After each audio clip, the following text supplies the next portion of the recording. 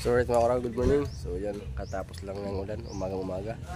So umpisa na naman tayo ng trabaho. So bali, update ko na naman kayo sa ginagawa natin dito sa Pasao Project.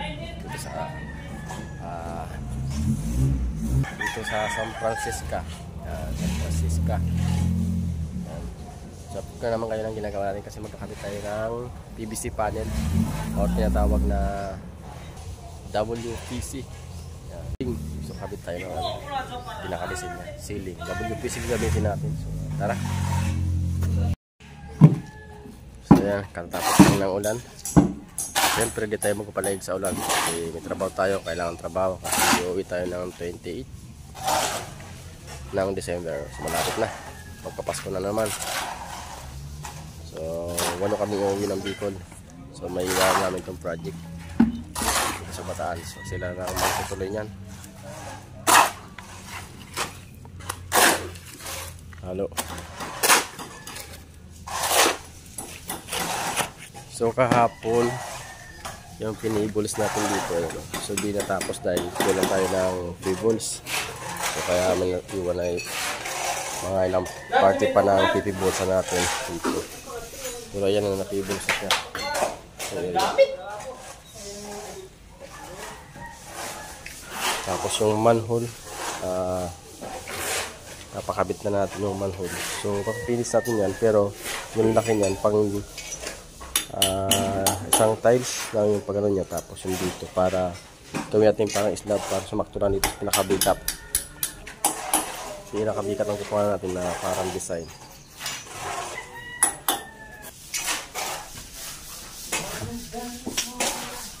So dito tanggal natin tambak. Ito na yung pinaka manhole, kaya tayo na manhole. Tapos doon manhole na naman.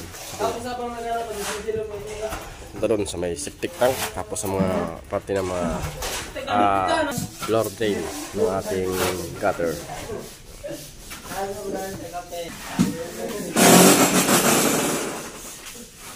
Dito pala ay papakapitan natin yung stone design dito. So as in yung kanto nun pababa, straight yun. Mahulugan natin yung papunta dito para pinaka-access nya sa stone design pataas. Dito kabilaan yan, dito sa kabila. Nililisan natin kay Jimmy.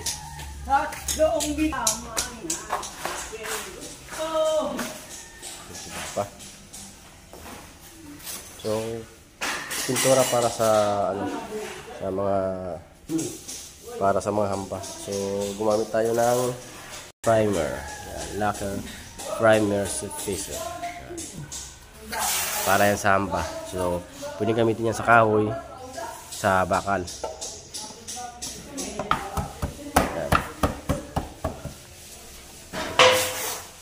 Pan lang siya ng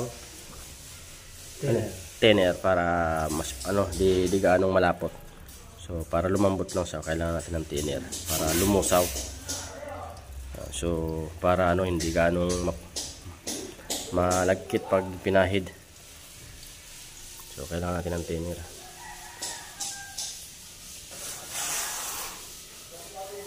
Ang mga pintuan natin na liha na.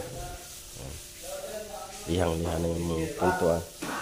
Tapos dito, so final coat na lang itong kailangan para spray. So gagamit tayo ng spray gun. Yung gagamitin natin yung spray gun bago. Ito yung bagong spray gun natin na pinabili. So Inco 2.5.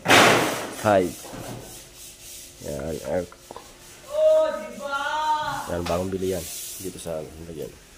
Inco.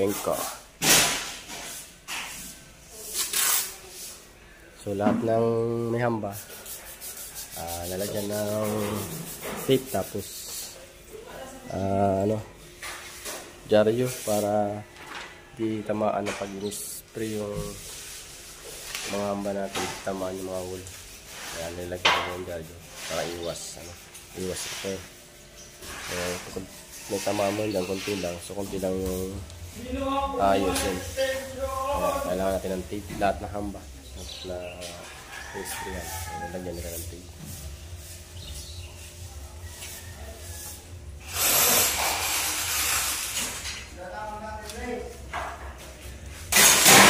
So may 11 pieces tayo na pintuan tsaka hamba. So ito yung hamba. Ito yung pintuan natin. 100 cm para dito sa front natin. So itong 80 cm, bali 1, 2, 3, 4, 5 na 80 cm para sa mga pintuan natin sa mga kwarto. Yan. Tapos may sa CR naman, yung laki ng pintuan sa CR, 70 cm. Ito yun. Ito yung pintuan natin sa CR. Pintuan natin sa CR, 70 cm. Yan. Sa mga kwarto, master room, tapos sa bedroom, 80 cm. So sa main door natin, 100 cm.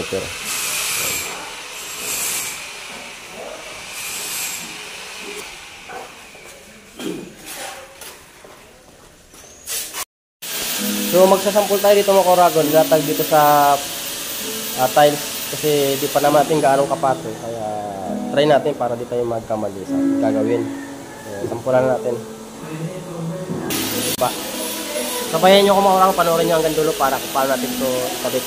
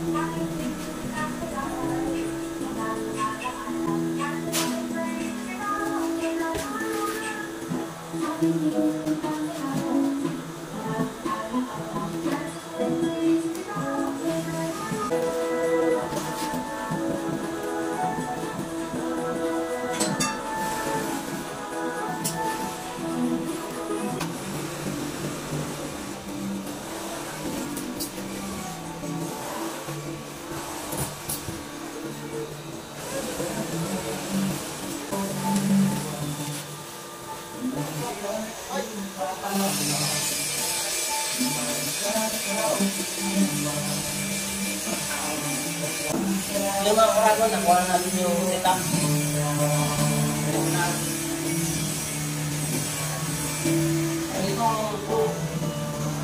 Itong brown, dapat nakapasok yan dito sa puti.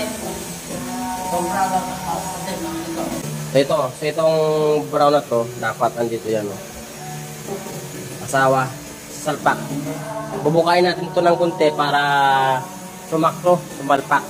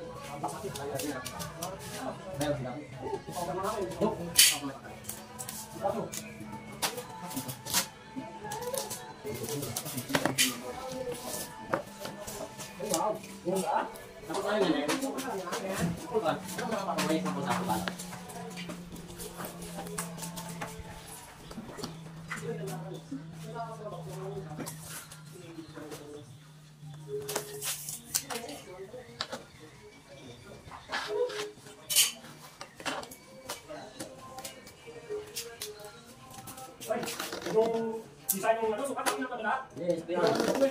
Lock na yan. Lock na yan. Lock natin.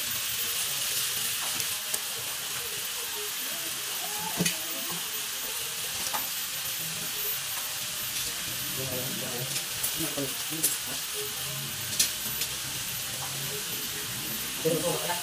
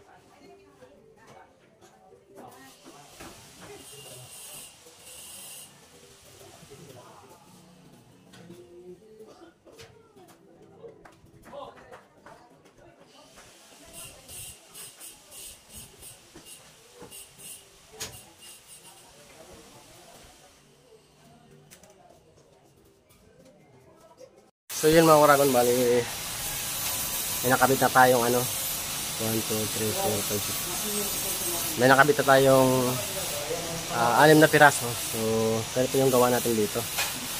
So bali sa gilid nya nakalagay itong ano, wall angle, pinaka-wall angle nya. Ito dito. Tapos pag naman dito sa kanto, ayan, 35 natin, naka 45 degrees siya. Tapos, pag sinalpak natin itong dugtungan, yung ganito niya, so dito yan tatama. Dito yan lalapat. Yan. So, pakalapat yan, i-re-rebit natin. So, ganyan pagkagawa namin. I-re-rebit na lang natin yan. Ang 316. Para sa rebiter. Sa blind rebit. I-rebit natin, tapos, pag nagputol tayo dyan, tapos doon sa kanto na yun, kung anong sukat, noon sa dito, ang gawin nyo dito nakalapat kayo, o kaya doon nakalapat kayo sa dulo na yun sa may pader na yan. Tapos pag galing dito, tutok nyo na lang pinakalawas nya para pag sinalpak nyo may allowance tulad dito, para may pasok nyo. Kasi kung itututok nyo tutok dito tapos tutok sa kabila, hindi kakasya yan mapasok dito. So dapat may allowance. So ito yung ginawa ko yan, oh. May allowance siya kasi nakatutok to sa kabila dito sa ganito, tapos yung dito ka lang tinutok sa pantay lang dyan, kaya saktong-sakto na lang siya. Yan, paikot. So yung mga Oragon, dahil hapon na naman, so di natin natapos itong ginagawa natin dahil babatas kasi ano rin ako ng mga tao, tumutingin rin ako ng mga tao. Hindi ko mapukusan yung ginagawa ko kasi marami nang i-install dito ng aircon, at tapos yung sa cabinet, yung modular, ano na siya, nakasisi rin ako kasi nasiko rin kung paano kami nilalagay, kaya ayan, medyo hindi ko natapos kasi yan, kaliwa siya yung nagtatalong sa atin sa trabaho. Yan mga Oragon, kaya lagyan lang ating video. Maraming salamat sa mga support sa akin. Yun, sa mga ibang basher natin dyan, kasi nakakaintindi ng ating ginagawa. Ayan, shout out sa inyo. Yan, sana yung sa mabuti kalagayan. Ayan, maraming salamat sa inyo. And thank you sa mga nag-support sa akin.